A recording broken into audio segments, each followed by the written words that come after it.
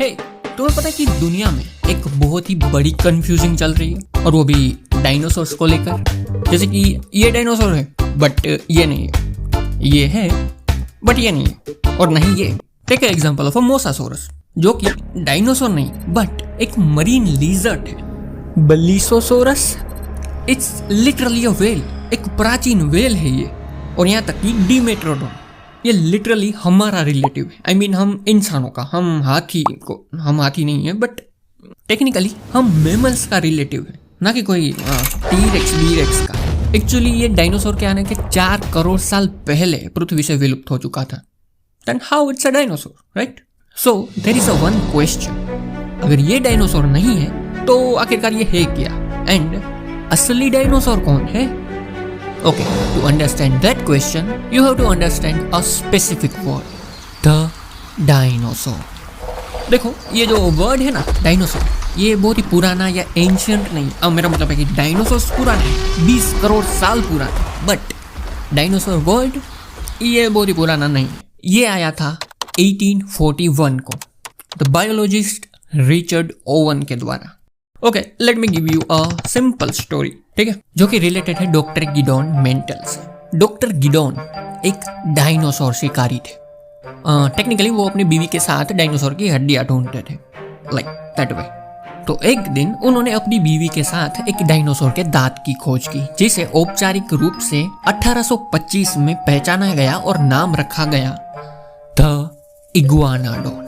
बाद में 7 साल बाद, यानी कि इग्वानाडोन के 7 साल बाद, उन्होंने एक दूसरे डायनासोर को खोजा जिसका नाम रखा गया हाइलियोसोरस। टेक्निकली ये दुनिया का पहला बख्तरबंद डायनासोर था जो कि खोजा गया, और इसका श्रेय जाता है डॉक्टर गिडोन मेंटल को। अब देखो, इन खोजों ने ना गिडोन को बहुत ही ज्यादा फेमस पर्सनैलिटी बना दिया, और गिडोन ने अपनी इस डायनासोर की हड्डी खोजने वाला काम आगे भी जारी रखा। लेकिन इन 1838 तक गिडोन अपनी लाइफ में आर्थिक मुश्किलों से गुजर रहा था, जिस वजह से मजबूरी में उसको अपने कलेक्शन का कुछ हिस्सा ब्रिटिश म्यूजियम को बेचना पड़ा। हालांकि ब्रिटिश म्यूजियम ने 1853 आते आते बाकी के कलेक्शन पर भी अपना कब्जा कर लिया। और अब आता है स्टोरी में एक मेन कैरेक्टर। अब देखो, गिडोन का कलेक्शन ब्रिटिश म्यूजियम के कब्जे में था, जिस वजह से उनके एक महान प्रतिद्वंदी रिचर्ड ओवन अब उस कलेक्शन का अध्ययन कर सकते थे। 1804 में इंग्लैंड में जन्मे ओवन एक बहुत ही ज्यादा कंट्रोवर्शियल पर्सनालिटी थे, और यहाँ तक कि वो द लेजेंडरी चार्ल्स डार्विन के समकालीन भी थे। हालांकि वो दोस्त नहीं थे उनके, क्योंकि वो डार्विन की थियरी ऑफ इवोल्यूशन के खिलाफ थे। लेकिन भले ही इतिहास तुम्हें ये दिखाए कि वो उस टाइम बहस के एक गलत पक्ष में थे, but still you can't ignore his geniusness. वो एक जीनियस पर्सनैलिटी थे उस टाइम, क्योंकि उस समय के जाने माने वैज्ञानिकों में से ओवन ही वो पहले व्यक्ति थे जिसने ये पता लगाया कि गिडोन के खोजे हुए इग्वानाडोन और हाइलियोसोरस में मेगलासोर जैसी समानताएं हैं। ना ये मेगलासोर कहाँ से आया पता है तुम्हें? तुम्हें पता है कि गिडोन ने इग्वानाडोन एंड हाइलियोसोरस की खोज की, राइट? तो ये हमें पता है कि ये दोनों कहाँ से आए, बट मेगलासोर ये थोड़ी सी अलग स्टोरी है, और वियर्ड भी और फनी भी थोड़ी सी। Let's go then. 1677 में, हाँ हम बहुत ही पीछे हैं बट स्टिल, रॉबर्ट प्लॉट को दुनिया की पहली डायनासोर की हड्डी खोजने का श्रेय दिया जाता है। देखो, अब ये कोई भी नहीं कहेगा कि चाइनीज लोग पहले से ही डायनासोर की हड्डियों का चूरमा अपनी टांगों पे लगाते थे, कोई भी नहीं, ठीक है? क्योंकि उनके मुताबिक वैसे भी वो ड्रैगन की हड्डियां थी, तो पहली हड्डी का तमगा रॉबर्ट प्लॉट ही डिजर्व करता है, ठीक है? हालांकि यहाँ पे एक दिक्कत थी। रॉबर्ट प्लॉट को पता भी नहीं था कि उस वक्त डायनासोर एग्जिस्ट भी करते हैं, तो इसको लगने लगा कि ये जरूर कोई रोमन वॉर एलिफेंट होगा, प्राचीन। हालांकि वो धीरे धीरे उस एलिफेंट वाले ख्याल से बाहर आए, और उसको ये स्पेसिफिक हड्डी देखकर सच में ऐसा लगने लगा कि ना ना ना ना ना, ये कोई रोमन वॉर एलिफेंट नहीं है, ये तो है एक बहुत ही ज्यादा प्राचीन, भयानक और मांस खाने वाले राक्षस की ठेली, अखरोट वाली। हाँ, लिटरली इस बंदे को सच में ये लगने लगा कि ये राक्षस की ठेली है जिसमें मर्दों के अखरोट होते हैं, लाइक सीरियसली। इवन अभी भी तुम अगर कॉमन सेंस यूज करो तो तुम्हें पता चलेगा कि अखरोट हड्डियों में नहीं होते, भले ही वो राक्षस हो या इंसान हो गए, ठीक है, बट छोड़ो, वैसे भी ये गोरा था और गोरे लोग कुछ भी सोच सकते हैं। I mean, ये ज्यादातर सच ही सोचते हैं, बट जब ये गलत सोचते हैं ये साले बाउंड्री तोड़ देते हैं कुछ भी सोचकर। तो अपना रॉबर्ट भाई इसी कंफ्यूजन में टपक गया। अब उसके टपकने के कई सौ साल बाद कहानी में एंट्री लेता है विलियम बकलैंड।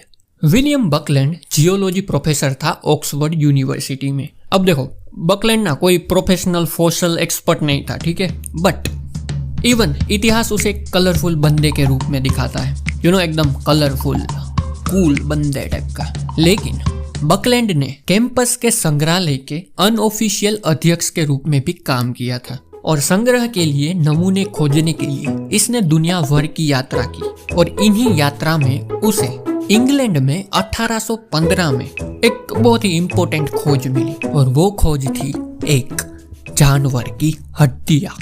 रॉबर्ट प्लॉट की थैली और बकलैंड की खोजी गई हड्डियां कोइंसिडेंटली एक ही जानवर की निकली। हालांकि रॉबर्ट भाई की जैसे बकलैंड को भी ये नहीं पता था कि ये डायनासोर की हड्डियां है, ठीक है। तो बकलैंड ने थोड़ा सा टाइम लिया इसके ऊपर रिसर्च करने के लिए एंड 1824 में बकलैंड इस कंक्लूजन पर पहुंचा कि ये जानवर जरूर कोई प्राचीन, विलुप्त हो चुका और मांस खाने वाला एक बहुत ही बड़ी छिपकली होगी। Not bad Buckland, not bad, like seriously not bad. At least छिपकली तो बोला भाई ने, वरना रॉबर्ट भाई ने तो कुछ और ही सोच लिया था। तो अब इस बात को थोड़ा सा ध्यान से सुनो, ठीक है।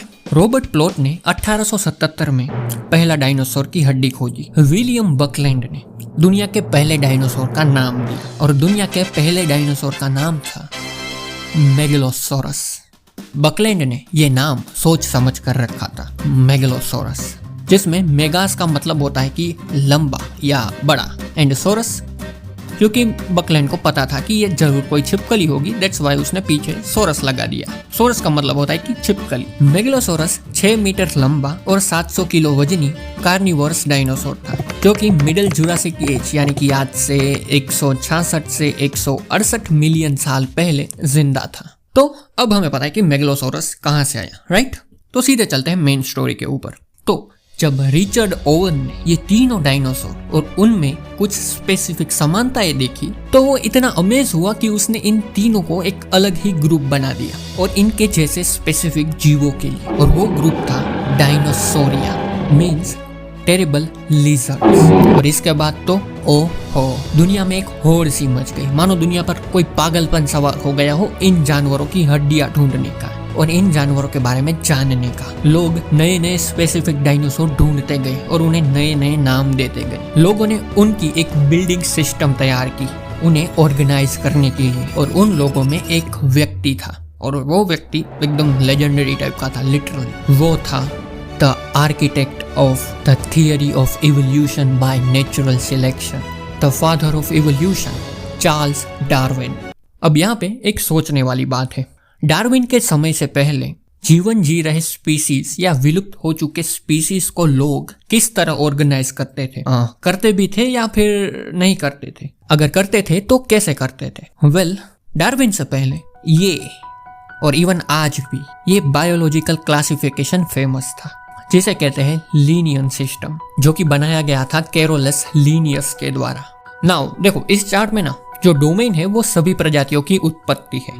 फिर आता है किंगडम जो कि है 5, एनिमल्स यानी कि सारे मल्टी सेल्यूलर एनिमल्स, प्लांट्स यानी कि सारी हरी वनस्पति, फंगी यानी कि मशरूम टाइप जैसी चीजें, प्रोटिस्ट वो सूक्ष्म जीवों का समूह है जो ना तो एनिमल्स है, ना प्लांट्स है और ना ही फंगस, लेकिन वो उनकी कुछ विशेषताएं साझा करते हैं जैसे कि अमीबा एंड प्लाज्मोडियम जैसी चीजें।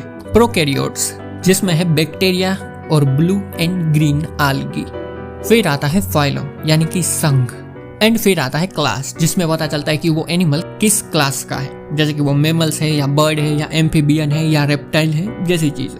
अब देखो, ये चार्ट में तुम्हें पूरा नहीं दिखाऊंगा क्योंकि वीडियो लंबा हो जाएगा, but still if you want an example then ये देखो, ये है बिग कैट साइंटिफिक क्लासिफिकेशन।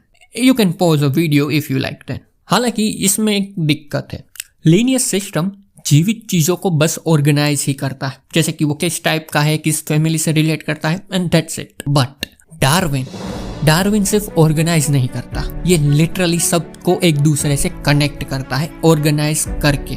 और इसी चीज ने एक दूसरे को कनेक्ट करने वाली बात ने ही डार्विन की थियरी को इतना ज्यादा फेमस किया। टेक्निकली ये आइडिया जैसे कि कई जीवों का एक पूर्वज होता है और उन पूर्वजों के भी पूर्वज होते हैं, एंड अगर तुम उन पूर्वजों के पूर्वजों को आपस में जोड़ते जाओ देन तुम्हें आखिर में एक कॉमन एंसेस्टर मिलेगा जिससे हर जीव उत्पन्न हुआ है, the one great common ancestor. Darwin की अब इस थियरी के बाद लोगों ने बस जीवों को ऑर्गेनाइज नहीं किया, वो उन्हें अपने पूर्वजों के साथ कनेक्ट करके जोड़ने लगे, जिससे ये पता चलने लगा कि उन जीवों ने समय के साथ साथ क्या क्या बदलाव किए। लाइक सी दिस चार्ट, एक चीता एक पूमा से ज्यादा रिलेट करता है, ना कि शेर या बाघ से। और इवन एक टाइगर ये स्नो लेपर्ड से ज्यादा रिलेट करेगा, ना कि शेर से। और ये नॉलेज कमाल है, एटलीस्ट बेटर है लीनियस सिस्टम से। तो अब डायनासोर्स के साथ भी ऐसा ही हुआ। लोगों ने रिचर्ड ओवेन के डायनासोर्स को लिया और उन्हें अप्लाई किया डार्विन की थियरी के साथ, और जिससे हमें मिला आज का modern definition of dinosaurs. Iguanodon, Hylaeosaurus and Megalosaurus, ये सब डायनासोर्स हैं। समय के साथ साथ नए नए डायनासोर्स मिलते गए और चार्ट में जोड़ते गए, बट एक चीज जो चेंज नहीं हुई वो था इनका कॉमन एंसेस्टर। टेक्निकली ऐसा हर जीव जो उस पर्टिकुलर कॉमन एंसेस्टर से उत्पन्न हुआ वो डायनासोर है। हालांकि लोगों ने उसमें कुछ ब्लंडर भी किए इसी की वजह से। सी नेचर में ना ऐसी कोई चीज नहीं है जो तुम्हें ये बताए कि एक पर्टिकुलर डायनासोर को ऐसा ही होना चाहिए। ये तो बस एक पारंपरिक चीज है, just like a stereotype thing.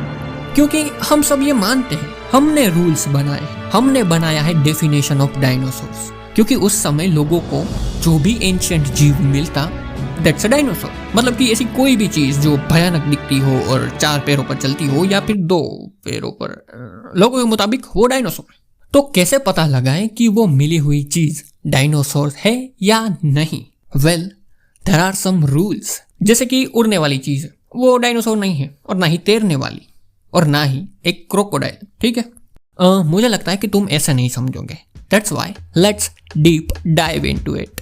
दुनिया में पहली बार अंडे 325 मिलियन साल पहले छोटी छिपकली जैसे दिखने वाले जीवों ने दिए, जिसे कहा गया बासल एमिनोइड्स। समय के साथ ये ग्रुप 2 और समूह में बट गया, सिनेप्सिड्स एंड सोरोप्सिड्स। सिनेप्सिड यानी कि हमारे पूर्वज, हम मैमल्स के पूर्वज, मैमल्स नहीं, मैमल्स के पूर्वज, जिसमें डिमेट्रोडोन भी शामिल है। हालांकि डायनासोर बिल्कुल भी नहीं है। ठीक है, हालांकि इस वक्त सिनेप्सिड्स की 5500 प्रजातियां जिंदा है right now on this planet, जिसमें ज्यादातर हम मैमल्स ही बचे हैं, जैसे कि चमगादड़, भालू या ब्लू व्हेल, हाथी, और इवन हम इंसान, हम सब सिनेप्सिड्स हैं। बाकी भी थी बट वो एक्सटिंक्ट हो गई है। लेकिन बासल एमिनोइड्स ने एक और ग्रुप को जन्म दिया था, सोरोप्सिड्स, यानी कि रेप्टाइल्स एंड पक्षी के पूर्वज। आर्चियोसोर कनेक्ट करता है क्रोकोडाइल, टेरासोर एंड डायनासोर्स को। इन तीनों में से क्रोकोडाइल का हमें पता है, टेरासोर्स यानी कि उड़ने वाले ज्यादातर रेप्टाइल्स, डायनासोर नहीं। ठीक है, reptiles, and there is a dinosaur. देखो क्रोकोडाइल्स डायनासोर से अलग है, but because of the archosaur, the common ancestor, crocodile इस वक्त डायनासोर्स के सबसे करीबी रिश्तेदार है। रिश्तेदार, ठीक है, वंशज नहीं, क्योंकि वंशज बर्ड्स है। हाँ, डायनासोर्स कभी भी विलुप्त नहीं हुए हैं, इवन आज भी वो जिंदा है। आज दुनिया में उसकी 10,000 से ज्यादा प्रजातियां जिंदा है बर्ड्स के रूप में। तो अगर तुमसे कोई ये पूछे कि डायनासोर्स के वंशज कौन है, देन इट्स अ बर्ड। और अगर तुमसे कोई ये पूछे कि उनके रिलेटिव कौन है, then it's a crocodile, a modern day crocodile. क्योंकि बड़े theropods like T-rex and spinosaur, even spinosaur तो दुनिया का सबसे बड़ा थेरोपोड्स था, ठीक है, टी-रेक्स से भी बड़ा। तो ये जो बड़े थेरोपोड्स थे वो विलुप्त हो चुके हैं, बट छोटे थेरोपोड्स जिंदा रहे एंड इवॉल्व हो गए बर्ड्स में। तो क्रोकोडाइल डायनासोर नहीं है, वो उसके क्लोजेस्ट रिलेटिव है। हालांकि वो क्लोजेस्ट रिलेटिव नहीं होते अगर टेरासोर्स जिंदा होते। टेरासोर्स मीन विंग लिजर्ड्स। देखो टेरासोर्स की हड्डियां बहुत ही ज्यादा दुर्लभ है, क्योंकि वो खोखली होती है, क्योंकि उन्हें उड़ना भी होता है। दैट्स व्हाई उनकी हड्डियों की बनावट हल्की थी। बट स्टिल लंदन की क्वीन मेरी यूनिवर्सिटी के डेविड हॉर्न की माने तो आज भी 130 से ज्यादा टेरासोर्स की प्रजातियों के फॉसिल्स हैं, जो कि चाइना से लेकर जर्मनी और अमेरिका तक दुनिया भर के इलाकों में फैले थे। वेल, दुनिया में पहला खोजा गया टेरासोर जिसे 1784 को इटालियन साइंटिस्ट कासिमो कोलोनी ने खोजा था। हालांकि इस भाई ने भी रॉबर्ट चाचा जैसी गलती की। जब इसने ये बर्ड खोजा, बर्ड नहीं रेप्टाइल खोजा, तब उसे लगा कि उसने एक बहुत ही बड़े समुद्री जानवर की खोज की है जो अपने पंखों का यूज चप्पू की तरह करता था पानी में आगे बढ़ने के लिए। खतरनाक सोच थी भाई की, बट स्टिल उसने खोजा था, ठीक है। कासिमो कोलोनी भाई थे वो तो फिर जियोज कुवियर भाई ने 1801 में बताया कि ये जीव एक्चुअली में उड़ सकते हैं, चप्पू नहीं है ये, ठीक है। अगर हम टेरासोर की बात कर ही रहे तो let's me give you a fun fact. Quetzalcoatlus, साला इतना लंबे नाम क्यों रखते हैं ये साले। तो ये एक टेरासोर था, हवा में उड़ने वाली सबसे भारी जीवित चीज आज तक की। वियर्ड नहीं लगता तुम्हें? हवा में उड़ने वाली सबसे भारी चीज और सबसे बड़ी चीज एक बर्ड नहीं था, एक रेप्टाइल थी। देखो, टेरासोर्स पहली बार ट्राइसिक काल के अंत तक दिखाई दिए होंगे और क्रस्टेशियस काल के अंत तक आकाश में घूमते होंगे। ये डायनासोर्स के बीच में ही रहते होंगे शायद, और उसी समय विलुप्त भी हो गए होंगे। बट वो डायनासोर्स नहीं थे, उड़ने वाले रेप्टाइल्स थे। नाउ अब हमें पता है कि crocodiles are not a dinosaur और ना ही उड़ने वाली रेप्टाइल्स यानी कि टेरासोर्स। तो अब एक ही चीज बची है जो तुम्हें कंफ्यूज कर सकती है, और वो है लिजर्ड्स, मरीन लिजर्ड्स। सबसे फेवरेट मरीन लिजर्ड्स को ही लेते हैं, मोसासोर्स या फिर इथियोसोर्स या फिर प्लेसियोसोर्स। क्या ये सब डायनासोर्स है? ओके, किसी को भी ले लो, बट क्या ये सब डायनासोर्स है? वेल, कंफ्यूजन को एक ही झटके में दूर कर देता हूं, तुम्हें ये देखना चाहिए।